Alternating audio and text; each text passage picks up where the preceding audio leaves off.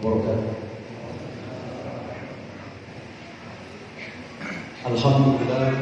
Alhamdulillah mujibu da'wat al-qail fi mahkamil ayatil bayyinat wa likulli wijhatin huwa muwalliha fastabiqul khairat. Asyhadu an la ilaha illallah wahdahu la syarika lah wa asyhadu anna Muhammadan abduhu wa rasuluhu khairul khalqi wal karamah. Yang saya hormati Bapak Ibu Majelis Kuliah Subuh Ramadan yang dimuliakan Allah. Teruslah kita bersyukur kepada Allah. InsyaAllah Allah akan senantiasa menambahkan nikmatnya kepada kita semuanya. Salawat dan salam mari kita aturkan kepada junjungan kita Nabi besar Muhammad sallallahu alaihi wasallam. Mari saya mengajak kita untuk bersama-sama mengumandangkan salawat. Salatullah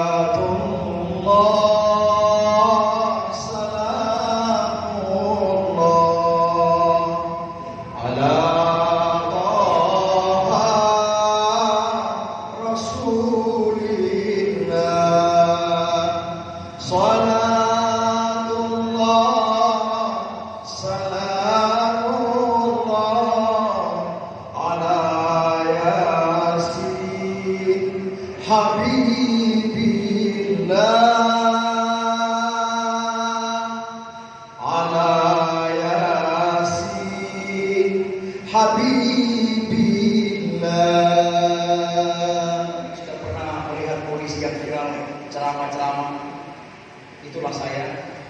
Ya mungkin kalau YouTube itu dipilih saja handphonenya Ustadz Akmal. Itu saya. Saya Akmal Khairat. Saya adalah alumni Pondok Pesantren Al Khairat Pusat Palu. Saya adalah murid langsung dari Habib As-Sagaf bin Muhammad Al-Jufri. Habib Sagaf adalah turunan dari Habib Idrus bin Salim Al-Jufri radhiyallahu anhu. Sehingga saya dari kecil, dari SD saya sudah berdakwah. Di separuh Indonesia saya sudah kemana-mana. Sehingga saya adalah ustadz dulu, baru menjadi seorang polisi. Bukan nanti polisi, baru ustadz. Sehingga saya ada istilah baru yang kata Kakanda. Saya itu karena saya ustadz juga, saya juga komandan. Makanya dia singkat nama saya menjadi Uskom, Ustadz Komandan. Di tempat yang lain lagi namanya istilah itu bukan Uskom lagi, tapi dia ganti menjadi Kompus, Komandan jadi Ustadz. Saya jawab tidak apa-apa, dua-dua itu boleh, asalkan masih ada ustadznya. Tapi jangan semua jadi kosmos di kikop saya. Baiklah sedikit saya akan mengambil waktu. Saya mungkin tidak terlalu lama. Ini mana saya akan mengambil sedikit tentang pembahasan imsak dan azan. Ya, imsak dan azan. Ini orang biasa kadang bingung-bingung. Imsak ini Pak Ustadz, apakah batas awal puasa? Batas makan tidak boleh makan atau sudah mulai puasa? Nah, ini imsak, azan. Apakah pernah terjadi di zaman Rasulullah Sallallahu Alaihi Wasallam? Pernah terjadi dan dilaporkan kepada Rasulullah Sallallahu Alaihi Wasallam.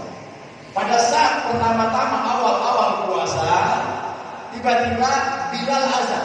Allahu Akbar, Allahu Akbar. Azan. Sahabat sudah hentikan makanan, mau dibuang. Saya mau ditelan puasa. Akhirnya pada saat kekhawatiran ini dilaporkan kepada Rasulullah Sallallahu Alaihi Wasallam. Wahai Rasulullah, kami ini puasa. Tiba-tiba Bilal ini azan. Bagaimana supaya kami ini tidak ada kekhawatiran? Tiba-tiba azan ini ada. Bagaimana ada antara pada saat makan puasa itu, pada saat kita sahur, apakah ada salat kira-kira kita bisa ada warning tanbih peringatan? Ada artinya bagaimana sebelum azan itu tiba? Akhirnya Rasulullah Sallallahu Alaihi Wasallam memanggil dua sahabat. Yang pertama sahabat senior Abdullah bin Abi Umi Maktum, sahabat yang matanya tidak terang, tidak melihat, tidak jelas, yang dipanggil untuk mengumandangkan azan sebelum Bilal azan. Azan Abdullah bin Abi Umi Maktum. Allahu Akbar, Allahu Akbar. Tanda sebelum masuk azannya Bilal. Akhirnya setelah itu Rasulullah memerintahkan lagi Abdullah bin Mas'ud untuk membacakan 50 ayat. Nah ini, jadi setelah azannya Abdullah bin Abi Umi Maktum, kemudian membacakan kedua Abdullah bin Mas'ud Sehingga dimensi imsak ini, meskipun di dalam pemaknaan imsak ini kita buka di dalam berbagai macam kitab fikih dari 4 mazhab ini, as-saum, as-siyam, al-lughatul imsak. Bahasa lain daripada as-saum, siyam itu adalah imsak. Sehingga ketika di dalam makna imsak itu adalah puasa sebenarnya. Sehingga ini dari perbedaan-perbedaan pandangan dari yang sudah lama sejak dahulu. Sehingga pada saat ini kita dalam dimensi saat ini, kalau dari Kementerian Agama itu kan ada ditulis imsak ya. Sesungguhnya kalau di imsak itu tentu ada dijelaskan bagaimana dia sahurnya, bagaimana batasnya. Sehingga imsak itu adalah menjadi bagian daripada tanda kehati-hatian. Jadi ketika imsak, yang belum minum, minum. Habiskan, selesai. Ketika imsak batas. Di mana batas kita puasa? Batas awal mulai puasa pada saat berkumandangnya azan. Allahu Akbar, Allahu Akbar. Oh Pak Ustaz, saya masih makan. Tapi azan nanti saya selesai dulu. Nanti selesai azan, baru saya selesai makan. Nah kalau dia di masjid ini azannya di sini baru azan, di sebelahnya lagi baru azan, di sebelahnya lagi baru azan, di sebelahnya baru azan, maka aku selesai. Jadi dimanapun kita berada, ketika azan berkumandang, hentikan. Disitulah awal kita berpuasa. Azan itu bertanda terbitnya fajar, sehingga membedakan pergeseran waktu antara malam hari dan masuknya pagi hari. Selesai. Kemudian ketika kita berpuasa, ada yang mereka berpuasa, dia tahu berpuasa, padahal tidak ada pahalanya, nol. Yang dia peroleh hanya lapar dan haus saja. Ketika dia duduk, asyhadu an la ilaha illallah, astaghfirullah, nas'aluka al-jannata wa na'udzubika minan nar. Begitu menjelang berbuka, dia tahu dia berbuka, dia puasa. Padahal ketika dia berbuka puasa, tidak ada yang dia peroleh melainkan lapar dan haus saja. Kenapa bisa begitu? Pagi ini Allah catat pahala kita 100 asli. Terima Muhammad Akmal pahala 100. Sebentar istirahat, begitu mau ke kantor buka handphone. Kita nonton tayangan TikTok. Buka TikTok. Lihat di situ ada pandangan-pandangan yang sedikit aneh, yang lain daripada yang biasanya. Kita tatap video TikTok itu. Oh, bagus sekali. Kurang 10, sisa 90. Masuk kita keluar jalan, ketemu orang lagi naik di jembatan. Lihat di bawah jembatan ada pemandangan lagi. Wih, apa itu? Kurang lagi 10, sisa 80. Sampai di kantor, jelek-jelekkan orang. Kata semua kamu ini cerita, menjelekkan orang. Kurang 10, sisa 70. Masuk di kantor, teman cerita, menjelekkan orang. Kamu orang ini begini, kurang 10, tinggal 60. Masuk lagi sampai dan lain-lain sebagainya. Begitu menjelang berbuka, tinggal 10. Masuklah dia dalam bahasa yang lain, kemudian menjelekkan semua yang dia lakukan. Tidak ada amalan kebaikan yang dia lakukan. Akhirnya begitu dia berbuka puasa, hanya nol, tidak ada pahalanya. Buat apa kita berpuasa kalau tidak ada pahalanya? Kam min sha'imin laisa lahu min siyami illa al-ju'i wal 'atash. Banyak mereka berpuasa, namun tidak ada yang mereka peroleh melainkan lapar dan haus semata-mata. Nah, inilah bagaimana tingkatan puasa. Puasa itu ada 3 tingkatan. Yang pertama, as-shaumul awam, puasanya orang-orang awam, pemula. Puasanya anak-anak kita. Pak Ustaz, Pak Ustaz, ya, saya puasa ini hanya setengah hari saja. Puasa setengah hari? Iya, cuma setengah hari Pak Ustaz. Dari sahur sampai jam 12. Tidak ada puasa setengah hari. Puasa itu 1 hari. Puasa setengah hari itu hanya anak-anak kita yang kita latih kepada mereka. Anak kecil ya, kita latih. Kalau kita ini rata-rata, ini semua kita masuk golongan yang kedua, as-shaumul khusus. Yang kedua, awal khusus. Khusus ini bukan hanya lapar dan haus saja, tapi ditambah lagi dengan puasa mata, pandangan yang tidak baik, kemudian mendengarkan berita-berita tidak baik, kemudian tidak. Ini puasanya kita. Kemudian puasa yang ketiga, as-saumul khusus, sal khusus. Puasa orang khusus di atas khusus adalah golongan para wali, para ulama. Nah inilah golongan yang ketiga tingkatan itu yang tidak berpikir lagi tentang kehidupan dunia. Nah, kemudian tadi saya dengar azan tadi itu luar biasa. Itu antara as-salatu khairun minan naum. Nah itu, begitu azan itu bagus. Sama kerasnya. As-salatu khairun minan naum. Jangan terlalu lama. Pas tadi. Sama suaranya as-salatu dengan minan naumnya. Sama. Nah, kenapa orang dengar? Oh, salat lebih baik daripada tidur. Kalau salatnya kecil, minan naumnya keras, nanti orang yang tahu artinya itu tidur, dia kira disuruh tidur. As-salatu khairun minan naum. Salatnya kecil, seruannya, tapi minan naumnya keras. Orang yang suka tidur, dia cuma dapat dengar naumnya. Akhirnya, suka tidur. Akhirnya dia cuma tidur.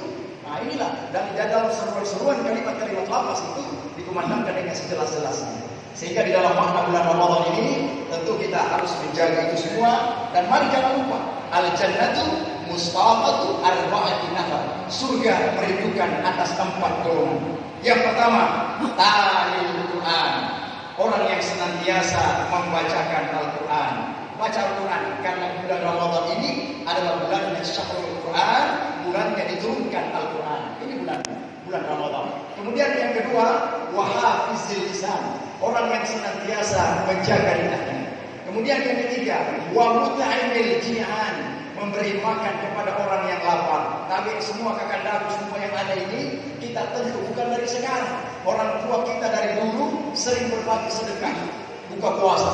Saya tidak punya kue Pak Ustaz, tapi saya punya teh. Antarkan teh di masjid ini. Saya tidak punya teh Pak Ustaz, saya punya air putih. Antarkan air putih. Saya tidak punya air putih Pak Ustaz, tapi saya punya gelas. Pinjamkan gelas. Saya tidak punya gelas Pak Ustaz, saya punya piring. Pinjamkan piring. Saya tidak punya piring, cuma punya sendok. Pinjamkan sendok. Kasih. Itu adalah bagian daripada keikhlasan orang-orang yang berpuasa. Bayangkan ketika dia berbuka, mengalir kerongkongannya ada makanan kita yang kita serahkan. Betapa banyak pahalanya orang-orang yang berbagi sedekah ini. Kemudian yang keempat yang dirindukan surga, as-saumu fi shaumi Ramadan. Orang yang berpuasa pada bulan suci Ramadan. Inilah keberkahan yang luar biasa. Itu keistimewaankita.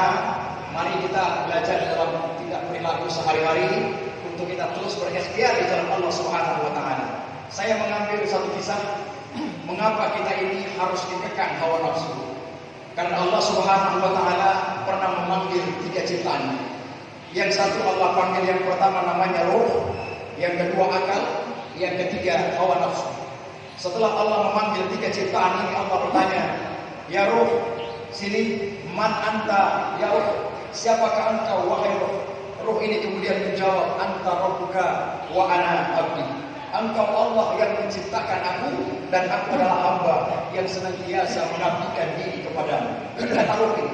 Kemudian yang kedua Allah panggil akal, yang akal yang melekat pada diri kita, membedakan mana yang hak, mana yang batil, mana benar, mana salah, mana hitam, mana putih. Maka itulah Allah panggil, ya akal, man anta ya aku, siapakah engkau?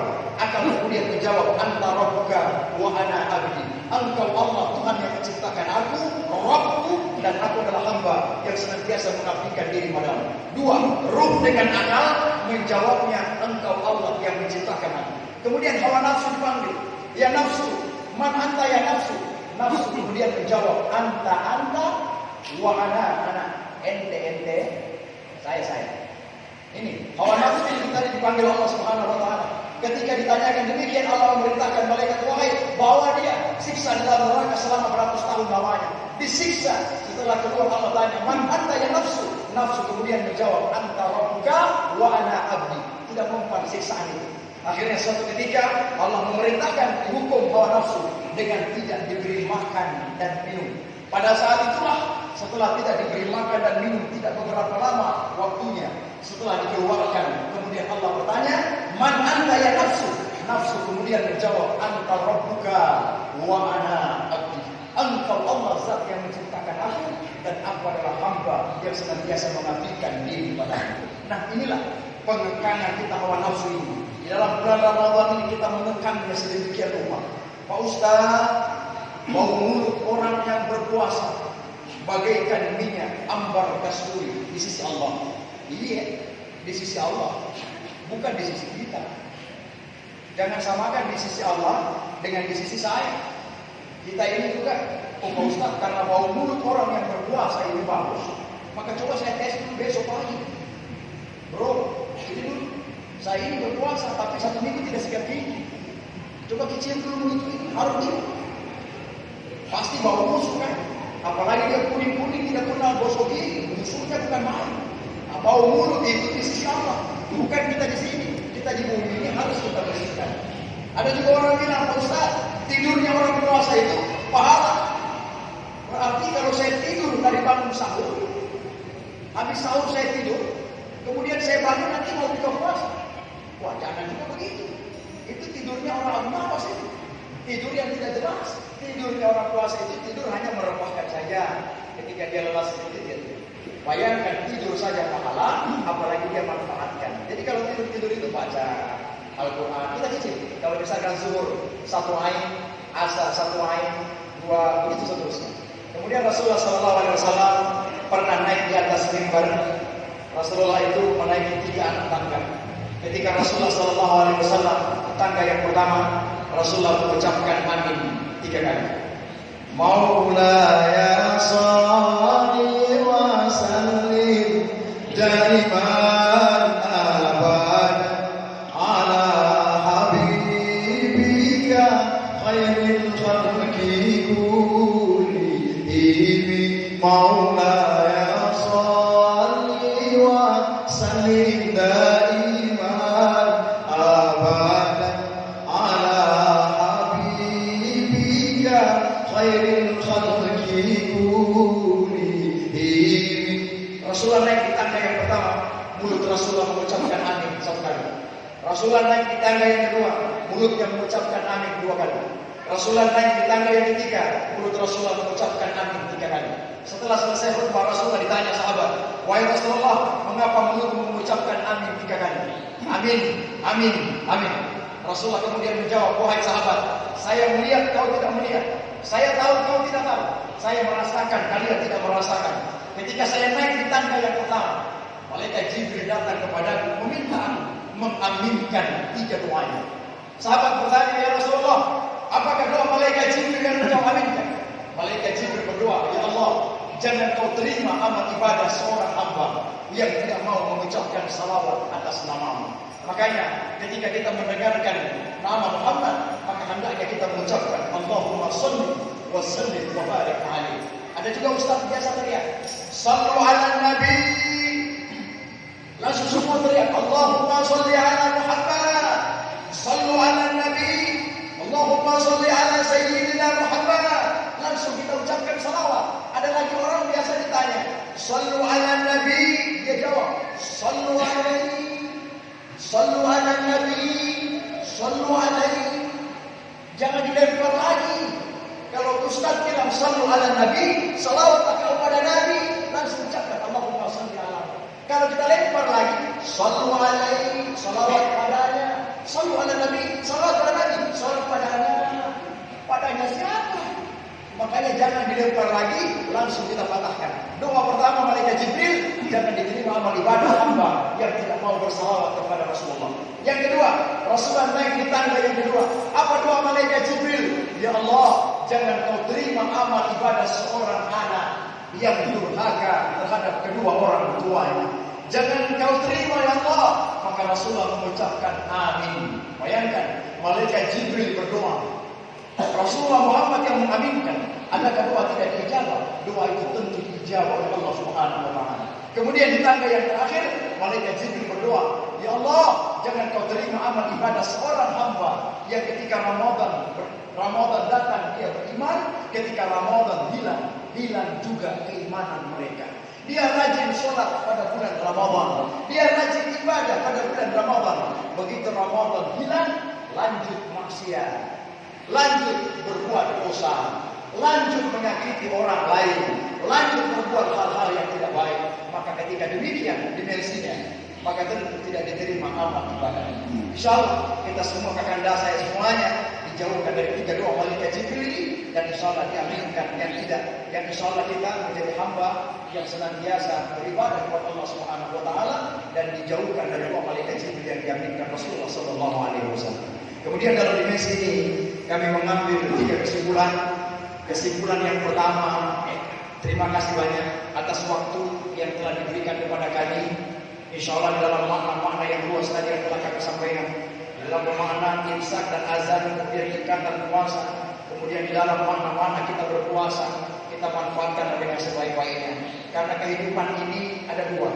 Kalau bukan kita yang meninggalkan Ramadan, maka Ramadanlah yang meninggalkan kita. Kita meninggalkan Ramadan, kita belum bertemu Ramadan, meninggal dunia. Banyak teman-teman kita, saudara-saudara kita yang bahkan sudah meninggal dunia sebelum Ramadan itu datang. Kita sekarang bertemu dengan Ramadan, maka mari kita torehkan catatan yang tentu dibawa oleh Ramadan. Ada 2 tinta, yang satu tinta berwarna merah, yang satu tinta berwarna hijau. Tinta mana yang dituliskan? Hanya kita kakandaku semuanya yang tahu tinta apa yang dituliskan.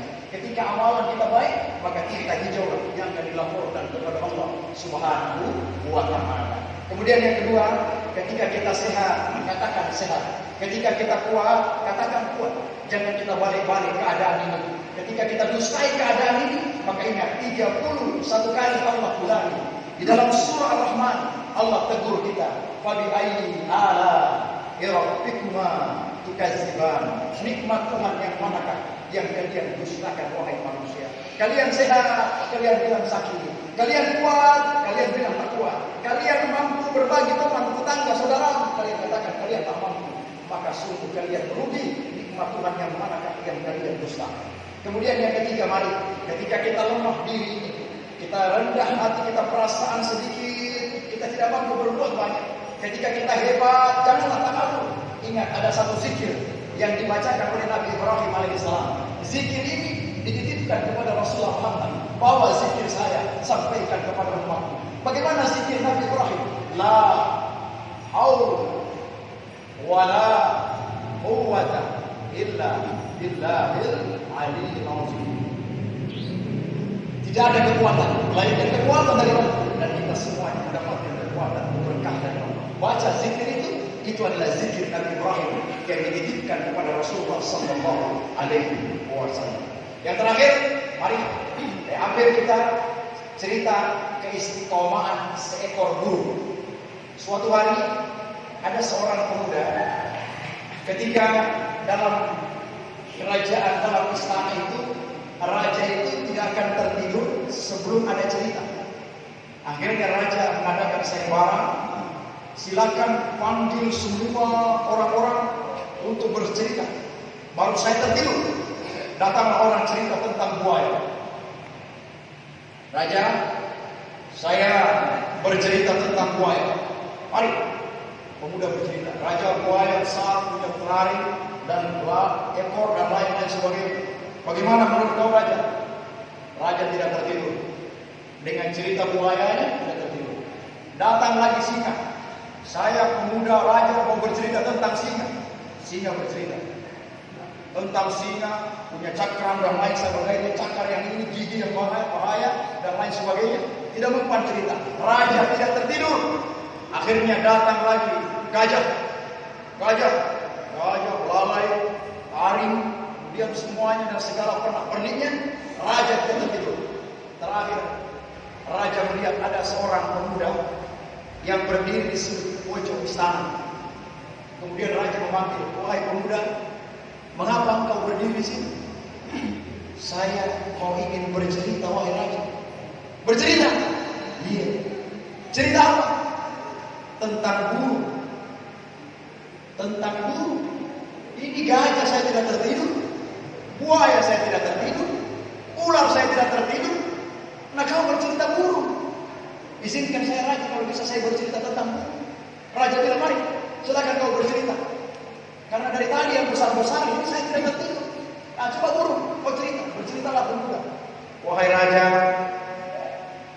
ketika burung itu terbang di pagi hari. Kemudian dia singgah pada suatu lahan, mengambil makanan itu. Setelah dia datang, dia pergi lagi. Besok lagi, dia datang lagi dan pergi lagi. Besok lagi, dia datang dan pergi lagi. Besok lagi, dia datang dan pergi lagi. Besok lagi, dia datang dan pergi lagi. Besok lagi, dia datang dan pergi lagi. Akhirnya raja lihat, anak muda, kenapa ceritamu dari tadi dia datang dan pergi lagi? Dia datang dan pergi lagi. Dari tadi ceritamu ini itu terus saja. Dari tadi kenapa kau bilang itu terus? Dia datang dan pergi lagi. Lanjutkan ceritamu. Dia bilang, iya raja, saya lanjutkan lagi. Setelah burung itu istiqamah, dia ambil lagi makanan itu, dia pergi lagi. Dia datang lagi, dia pergi lagi. Raja akhirnya bertanya, wahai pemuda, sampai kapan ceritamu ini habis? Hanya datang pergi begitu saja. Apa kata pemuda? Sampai raja tertidur, baru dia tidak datang dan pergi lagi. Nah inilah istiqamahan. Bayangkan seekor burung yang kecil mempunyai istiqamah. Lihat burung itu, dia tahu rezeki. Ketika dia pergi, dia pulang dengan membawa makanan buat anak-anak. Inilah keberkahan kita dalam istiqamahan kita. Ketika dalam kehidupan kita istiqamah, insyaallah rezeki Allah berkah. Allah akan sampaikan kepada kita. Rezeki tahu di mana kita berada, tapi kita tidak tahu di mana rezeki itu berada. Sehingga itulah kita berikhtiar mencari di mana rezeki Allah ditempatkan. Ini saja apa yang dapat kami sampaikan. Insyaallah ada manfaatnya. Insyaallah keberkahan akan terus mengalir kepada kita semuanya. Saya tutup dengan doa keberkahan Al-Quran. Mari sama-sama kita bacakan. Insyaallah Al-Quran yang kita baca pada bulan Ramadan akan senantiasa memberikan syafaat keberkahannya, dan bahkan ketika kita kembali nanti meninggalkan kehidupan dunia, Al-Quran akan senantiasa memberikan syafaat bagi kita semua. Bahkan di saat ini ajarkan kepada anak-anak kita, keluarga besar kita, insyaallah keberkahan Al-Quran akan terus mengalir kepada kita semua. Mari ikuti saya, kita bacakan doa keberkahan Al-Quran.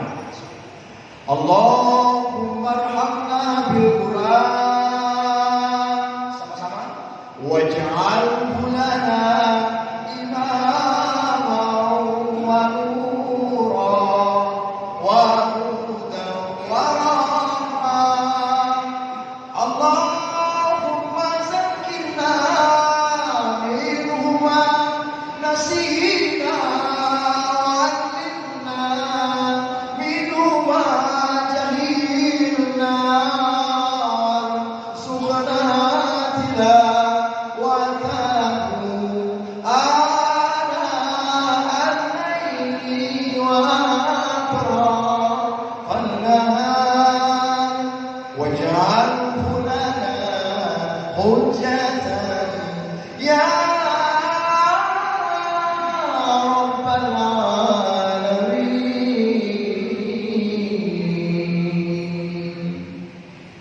Alhamdulillah.